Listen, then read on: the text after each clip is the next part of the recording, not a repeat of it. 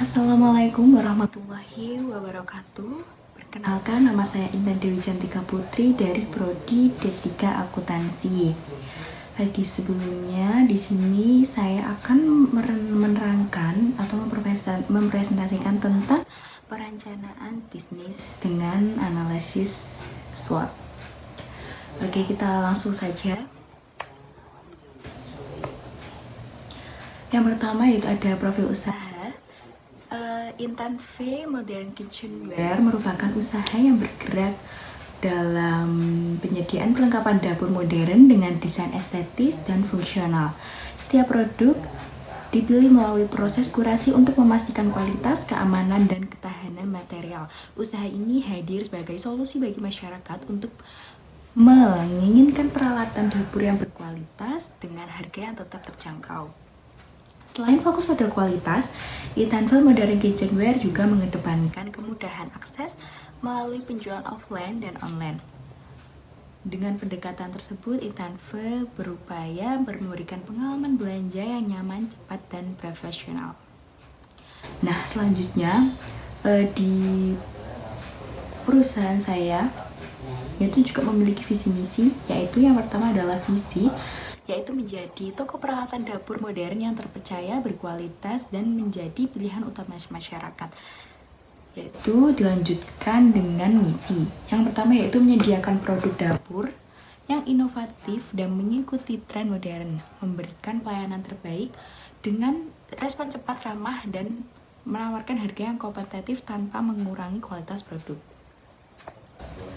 Nah, di sini selanjutnya setelah visi dan misi itu adalah logo. Nah, di sini ada logo Intanve Modern Kitchenware.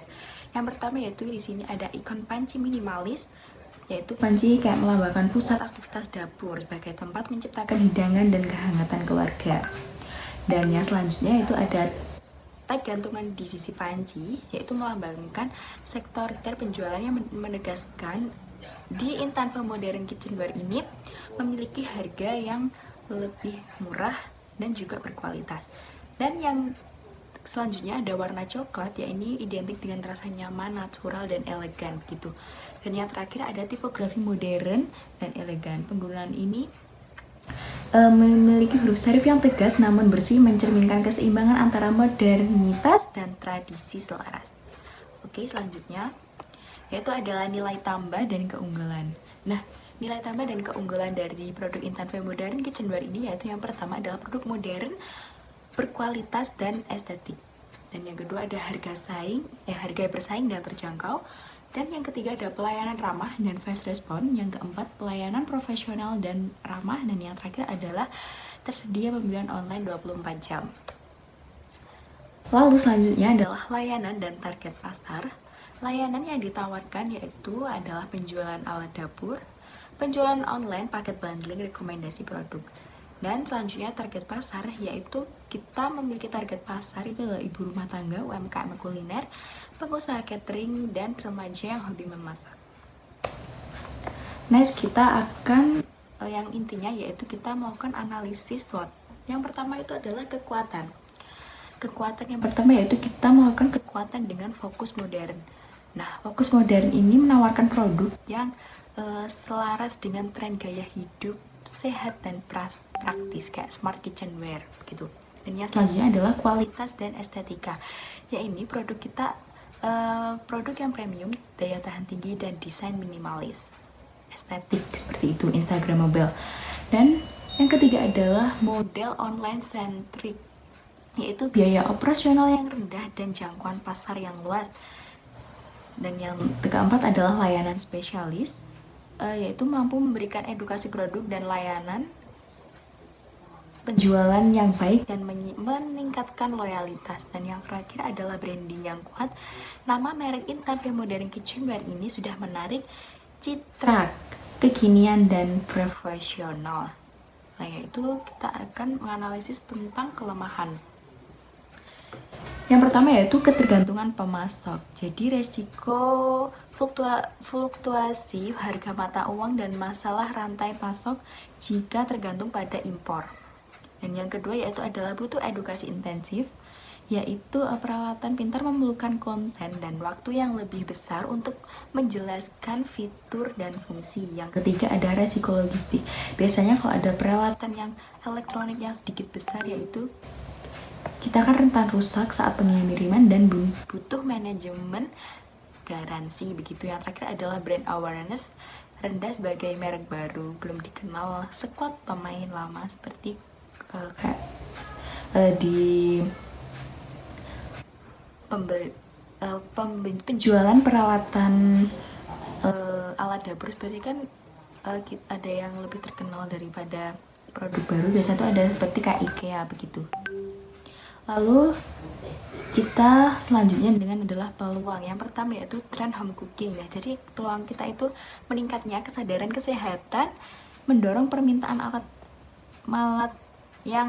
masak praktis dan berkualitas. Yang kedua adalah pertumbuhan smart home, yaitu ada adaptasi teknologi ya dan peralatan dapur yang terintegrasi semakin pesat. Yang ketiga adalah dominasi e-commerce, yaitu platform digital kayak medsos. Begitu banyak sekali e-commerce yang sudah membuka seperti TikTok, Shopee, ataupun Tokopedia dan lain-lain. Yang keempat adalah peningkatan kelas menengah. Jadi daya beli masyarakat yang tinggal di perkotaan atau apartemen untuk produk multifungsi ini meningkat. Nah, yang terakhir adalah ancaman. Di sini yang pertama ancaman yaitu persaingan harga.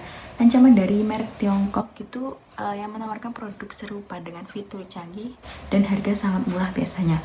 Dan yang kedua yaitu adalah perubahan teknologi yang cepat. Resiko keusangan model itu jika stok lama tidak cepat terjual. Dan yang ketiga adalah produk tiruan, ancaman produk palsu atau tiruan di marketplace yang merusak citra kita, citra kualitas. Dan yang keempat kondisi ekonomi, penurunan daya beli masyarakat akibat inflasi menunda pembelian barang non primer. Dan yang terakhir adalah biaya logistik berat, biasanya tingginya biaya dan resiko pengiriman untuk barang elektronik besar. Next yaitu adalah strategi pemasaran. Nah, strategi pemasaran di sini saya mengambil adalah ada 7 strategi pemasaran, yaitu yang pertama adalah strategi produk. Nah, strategi produk itu atau produk strategi yaitu seperti menonjolkan desain modern, estetik sebagai ciri khas, lalu menyediakan produk yang fungsional, menambahkan packaging premium, memberi variasi produk, dan menyertakan garansi untuk meningkatkan kepercayaan konsumen. Dan yang kedua adalah strategi harga, yaitu pricing strategi, yaitu menggunakan strategi harga yang bersaing dengan produk sejenis di marketplace namun tetap mengutamakan kualitas. Lalu menyediakan paket bundling, contoh spatula set plus rak gantung lebih murah daripada beli satuan. Lalu lanjutnya memberi diskon musiman kayak flash sale atau potongan ongkir untuk menarik pembeli baru. Lalu mereka menawarkan harga khusus untuk reseller agar mempermudah ekspansi pasar. Lalu yang ketiga adalah strategi tempat. Nah, kita menjual melalui platform seperti Shopee ataupun TikTok ataupun Tokopedia. Lalu membuat website kecil. Lalu juga bekerja sama dengan store, perlengkapan rumah atau toko retail. Itu lokal untuk penjualan offline. Lalu menyediakan juga layanan COD dan pengiriman cepat untuk meningkatkan kenyamanan konsumen. Lalu selanjutnya adalah strategi promosi. Strategi promosi yaitu ya digital marketing, yaitu kita membuat konten video masak estetik menggunakan produk Intan Fame Modern Kitchenware. Lalu menggunakan TikTok Ads ataupun seperti iklan Instagram Ads seperti itu. Lalu juga menggunakan influencer review begitu. Lalu membuat posting rutin, tips dapur, tutorial masak singkat. Lalu yaitu ada strategi media branding. Nah, strategi media branding ini menampilkan foto produk dengan pencahayaan profesional, memberikan edukasi, membuat gaya feed Instagram yang estetik dan konsisten. Yaitu selanjutnya adalah strategi pelayanan, service strategi. Ya, ini seperti balas chat dengan cepat, lalu dengan SOP yang ramah, memberikan garansi pengembalian jika barang cacat, menyediakan video panduan penggunaan, lalu mengaktifkan fitur chatbot di marketplace yang menjawab pertanyaan dasar. Lalu yang terakhir adalah strategi penjualan, yaitu selling strategi menggunakan teknik soft selling, edukasi, dan konten bermanfaat. Lalu teknik upselling, cross selling, kayak beli sepatu lah, sekalian tambah rak gantungnya agar dapur lebih rapi begitu. Membuat katalog produk lengkap agar pembeli tidak bingung. Oke, selanjutnya. Nah, di sini kita akan membahas tentang estimasi biaya proyeksi keuangan. Jadi di modal stok awal Intan Family dari Kitchenware ini, yaitu kita akan memiliki modal sebesar 27.175.000. Nah, yang ini ada sekitar 1, 2, 3, 4, 5. Sekitar 10 item. Sekitar 10 item, kurang lebih 10 item, tapi kita juga unitnya yang lebih banyak. Jadi kita yang awalnya dulu kita akan itemnya sedikit dulu, karena ini kita merintis, yang ceritanya kita merintis perusahaan yang nggak terlalu besar banget, jadi kita melihat target pasarnya dulu. Nanti kalau sudah mungkin banyak yang membeli, kita akan meningkatkan item tersebut. Nah, di sini ada air fryer, oven listrik, pisau premium, macam anti lengket, mixer elektrik, rice cooker digital, talenan premium, dan set peralatan makanan. Dengan harga tertera tersebut, yaitu modal kita itu adalah 27.175.000. Lalu juga biaya operasional bulanan, yaitu kita juga menyewa tempat, yaitu harganya sekitar 3 jutaan. Lalu kita juga gaji karyawan 2 orang, yaitu yang pertama itu sebagai kasir, yang kedua itu sebagai packing gitu. Lalu ada packaging, iklan ads, listrik, air, transport, subsidi ongkir, dan komisi marketplace itu biayanya 11.600.000 rupiah. Lalu, nah, di sini ada pendapatan per bulan.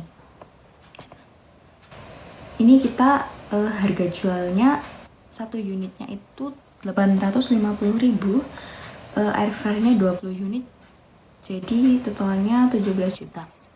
Lalu yang kayak tadi dijumlah semuanya dengan total pendapatan per bulan yaitu 61.660.000.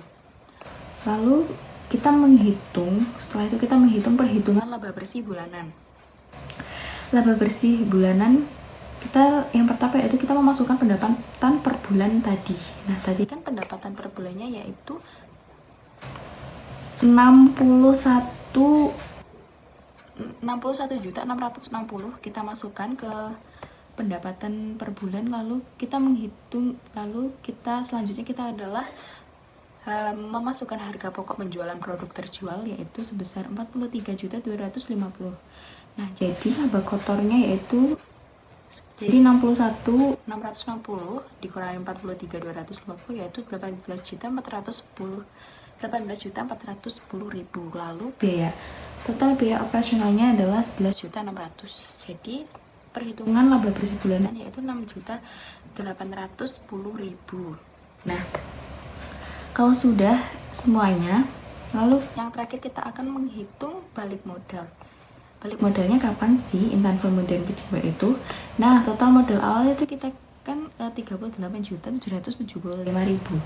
Lalu laba bersih bulannya adalah 6.810.000. Nah, jadi estimasi balik modalnya itu sekitar 6 bulan, dengan catatan 1 bulannya itu kita harus bisa menjual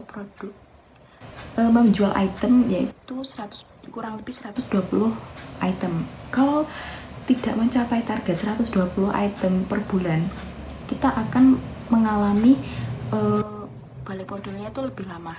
Dan sebaliknya, kalau kita 1 bulan itu lebih dari bisa target lebih dari 120 item, itu estimasi balik modalnya itu bisa lebih cepat begitu.